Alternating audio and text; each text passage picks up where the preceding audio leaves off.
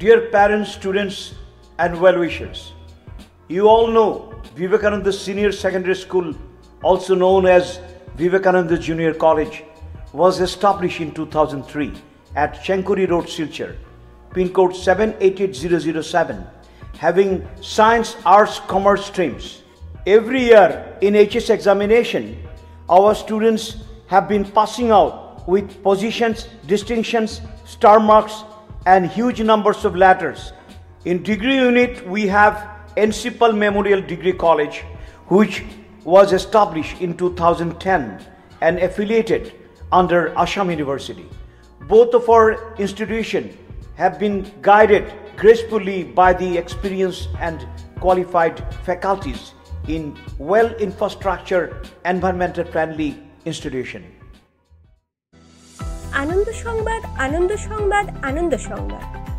হয়তো আপনার মেয়ে বা ছেলের বিবাহ অনুষ্ঠান নিয়ে আপনি পুরোপুরি ব্যস্ত, ভাবাচ্ছে গয়নাগাটি নিয়ে।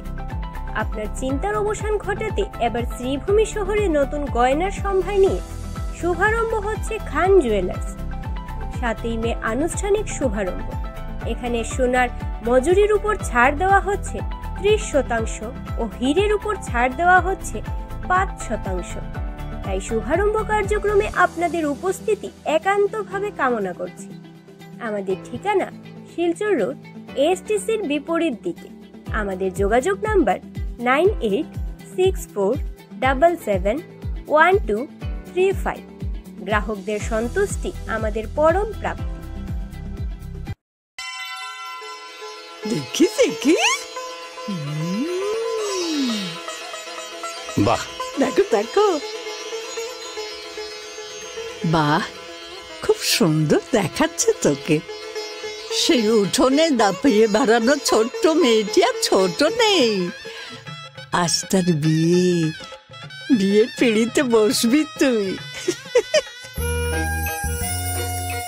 খান জুয়েলার্সের গয়না দিয়ে তোর মাকে সাজিয়েছিলাম, সেই খান জুয়েলার্সের গয়না দিয়ে আজ তোকেও সাজালাম। প্রজন্মের পর প্রজন্ম খান জুয়েলার্স ঠিক একই রকম। খান জুয়েলার্স, ঐতিহ্যের অঙ্গীকার।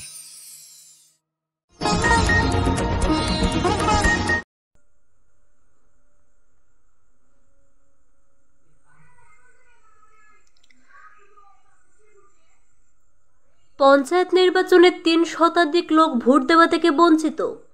শ্রীভূমির একটি গ্রামে এক নিস্তব্ধ পরিবেশ। প্রায় 3 শতাধিক লোক গণতান্ত্রিক অধিকার থেকে বঞ্চিত হচ্ছেন। শ্রীভূমি জেলার ডিলিমিটেশনের পর বর্তমান দক্ষিণ করিমগঞ্জ সমষ্টির মেদল শরীফনগর গ্রামে পঞ্চায়েতের অন্তর্গত 3 নম্বর ওয়ার্ডের প্রায় 3 শতাধিক লোক পঞ্চায়েত পর্যায়ের ভোটার তালিকায় নাম করতেন। ড্রাফট তালিকাতে যদিও নাম ছিল, কিন্তু চূড়ান্ত তালিকায় নাই নাম।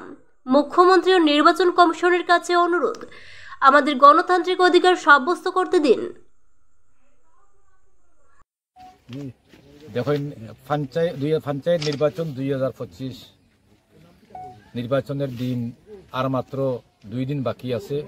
এই অবস্থায় পঞ্চায়েত নির্বাচনটা হচ্ছে গ্রামাঞ্চলের মানুষের কাছে এটা উৎসব, এবং এই উৎসব থেকে আমাদের মেদল শরীফনগর গাঁও পঞ্চায়েতের পশ্চিম মেদল এবং দক্ষিণ মেদলের প্রায় 350 ভোটারের নাম এখন পর্যন্ত কোনো ভোটার লিস্টে আমরা দেখতে পাইনি।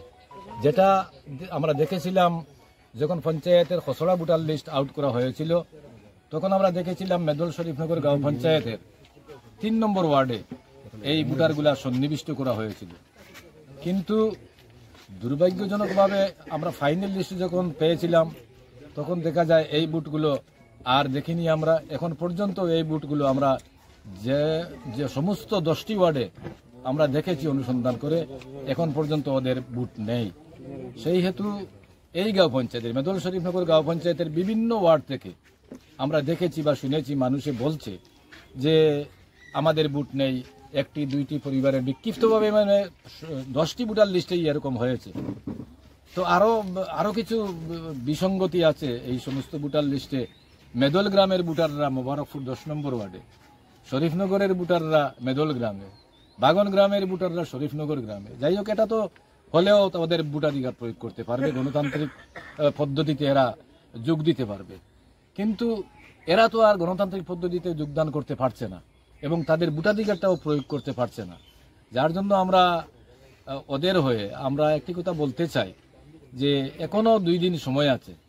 যদি আমাদের মাননীয় আসামের ইলেকশন কমিশনার মহোদয় তথা আসামের মাননীয় মুখ্যমন্ত্রী হিমন্ত বিশ্ব শর্মা মহাশয়ের কাছে আমরা আর্জি রাখছি, যদি সম্ভব হয় তাহলে এই নামগুলো যে কোনো একটি ওয়ার্ডে তাদের নাম সন্নিবিষ্ট করে তাদেরকে ভোটাধিকার প্রয়োগ করার, অন্ততপক্ষে গণতান্ত্রিক অধিকার রক্ষা করে একটি ব্যবস্থা করে দেওয়ার জন্য আমরা অনুরোধ করব।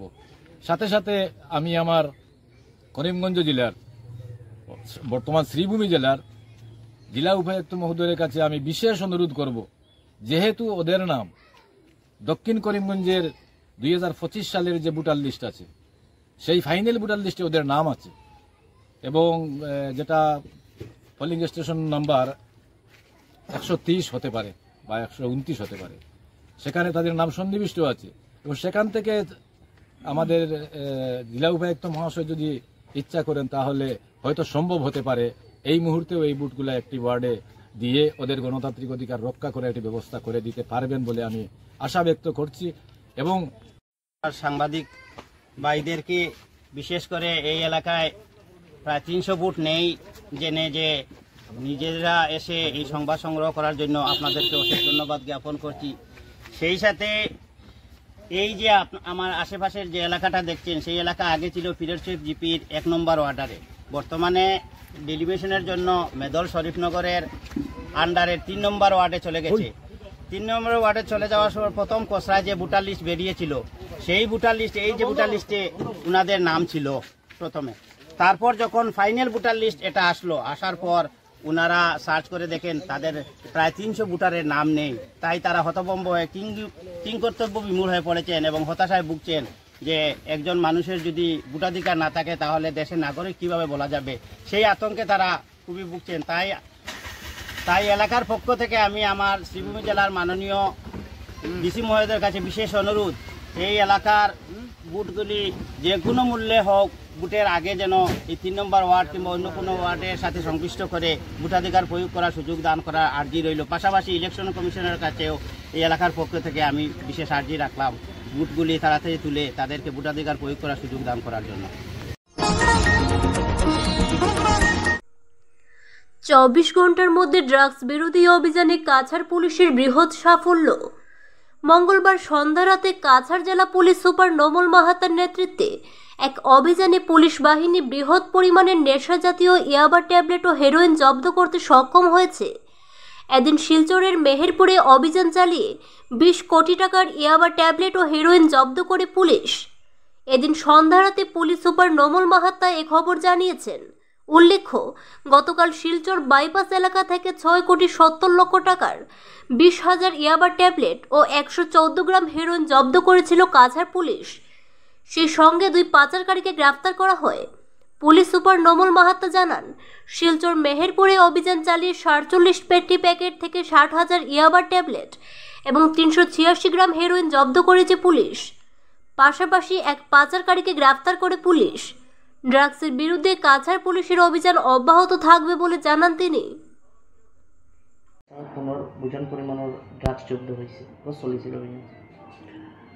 ড্ৰাগছ বা নিচাযুক্ত সামগ্ৰীৰ বিৰুদ্ধে আমাৰ যি অভিযান আছে সেই অব্যাহত আছে আৰু অসমৰ মাননীয় মুখ্যমন্ত্ৰী ডাঙৰীয়াই অসম ৰাজ্যখনক ড্ৰাগছ মুক্ত কৰাৰ যি পৰিকল্পনা তাক অধিক ত্বৰান্বিত কৰিবৰ কাৰণে আমি এই যি অভিযান আছে অব্যাহত ৰাখিছোঁ।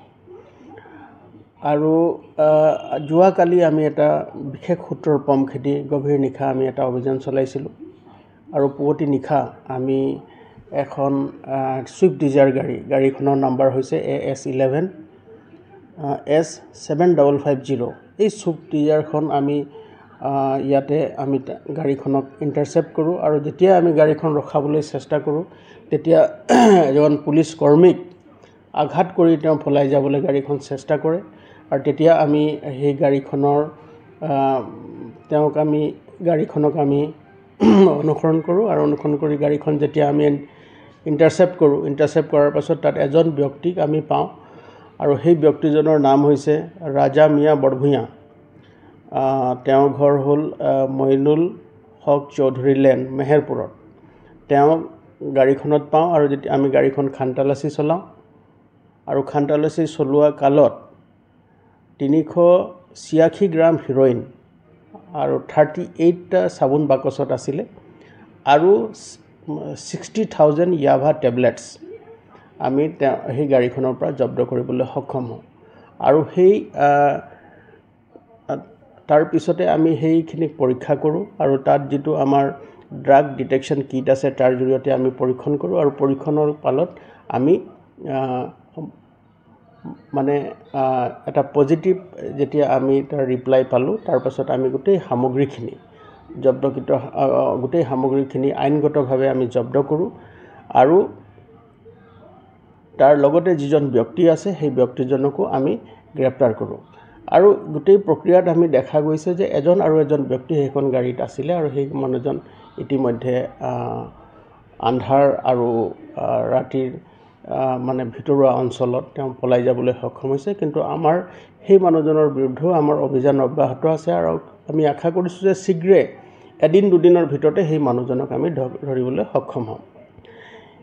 আৰু এই যিখিনি সামগ্ৰী আমি জব্দ কৰিলোঁ, গোটেই সামগ্ৰীখিনিৰ আজিৰ সময়ত তাৰ যিটো চোৰাং বজাৰ আছে, চোৰাং বজাৰৰ তাৰ মূল্য প্ৰায় 20 কোটিৰো অধিক হ'ব।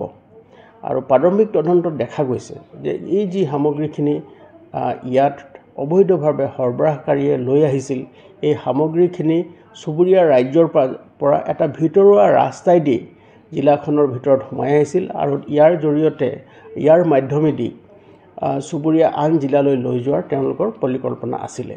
গতিকে আমি এই বিশেষ সূত্ৰটো পম খেদি আমি ধৰিবলৈ সক্ষম হ'লোঁ আৰু তাৰ লগতে এই যি বৃহৎ পৰিমাণৰ নিচাযুক্ত সামগ্ৰী সেইখিনিও আমি জব্দ কৰিবলৈ সক্ষম হ'লোঁ।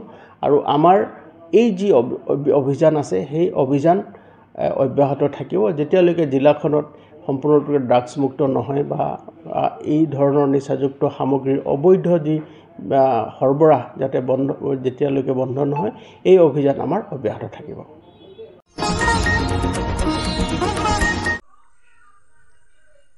রাজ্যে প্রথম পর্যায়ের পঞ্চায়েত নির্বাচনের ভোট গ্রহণ 2 মে। কাছাড় জেলায় সুষ্ঠুভাবে ভোট গ্রহণ করতে বুধবারই রওনা দিলেন ভোট কর্মীরা। বিশেষ করে ধলাই, বরখলা এবং ভারত বাংলাদেশ সীমান্তবর্তী বিধানসভা চক্র কাঠি করার জন্য ভোট কর্মীরা রওনা হয়েছেন। বৃহস্পতিবার ও শিলচর উদারবন সোনাই বিধানসভা চক্রের ভোট কর্মীরা শিলচর আইএসবিটি এবং আইএসটিটি থেকে রওনা দিবেন। কাছাড় জেলার সামগ্রিক ভোট পরিস্থিতি নিয়ে জেলা শাসক মৃদুল কুমার যাদব বিস্তারিত জানান।